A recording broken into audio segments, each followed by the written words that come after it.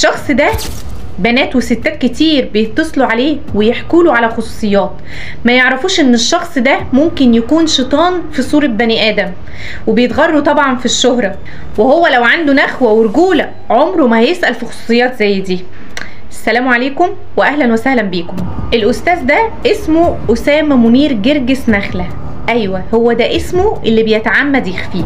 استاذ اسامة عنده 55 سنة، ديانته المسيحية. استاذ اسامة كان حلم حياته ان هو يطلع اعلامي كبير ومشهور، بس للاسف ما قدرش يحقق حلمه. قام عامل ايه؟ قام رايح لابس سلسلة دهب وخاتم دهب او دبلة دهب، فاتح زرار القميص، وقام رايح كده قاعد على كرسي وعمل برنامج كده مع نفسه، وقعد طول الليل يسمع في شكاوي الستات والبنات ويتدخل في خصوصيات. مش مشكلتنا، مش هنتكلم فيها، ملناش دعوة. أس طلع في البرنامج وقال ان المسجد مكان مش محترم، وان الست المسيحية او البنت المسيحية مبسوطة وسعيدة اكتر من البنت المسلمة. لا هنا لازم تعمل ستوب، ولازم هطلع وهرد عليك، مش انا كمان اللي هرد عليك، ده انا هخلي اخواتنا المسيحيين هم اللي يردوا عليك بنفسهم. دي اول نقطة. تاني نقطة هنشوف بقى ايه اللي بيحصل جوه الكنيسة. وتالت نقطة هنشوف بقى انهي سعداء اكتر، اللي جوه المسيحية ولا اللي بره المسيحية ولا اللي في الاسلام. نصيحة كده حابة اقولها في الاخر للبنات والستات المسلمين اللي بيتصلوا على برامج كتير زي اسامة منير، لان البرامج دي انتشرت بحكم ان هم مصلحين اجتماعيين، بيقعدوا يسمعوا مشاكل الناس وينصحوك في الاخر ويقولوا لك لازم تعمل ايه.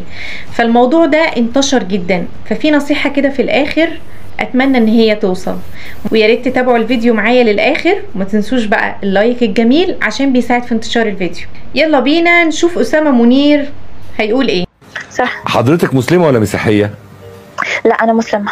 طيب المسيحيين اسعد حالا من حضرتك. ليه؟ لان بيروحوا الكنيسة ويتعرفوا على بعض هناك، وتلاقي عريس جه شافها في الكنيسة وعايز يتجوزها. انت يا حبيبتي هتروحي فين؟ صح. هتروحي المسجد، هيجيلك واحد بدقن هيقول لك اتحجبي. انت فاهماني؟ فالقضيه كلها ان انت محتاجه تكوني متواجده في مكان فيه بني ادمين محترمين، حد يقرب منك، عايز يرتبط بيكي، عايز يتجوزك. وزي ما انتوا سمعتوا كده، قال لها يا بنتي الكنيسة بنروح هناك هتلاقي عريس، هتلاقي حد تتعرفي عليه، لكن الجامع هتروحي تلاقي ايه بقى؟ هو حد قالك ان الجامع مكان للشقط؟ يعني احنا بنروح الجامع عشان نشقط عريس؟ ده مكان للعبادة، احنا بنروح عشان نتعبد. كمان الستات بيبقى لها مكان والرجالة بيكون لها مكان، عشان زي ما حضرتك عارف ان الراجل والست لما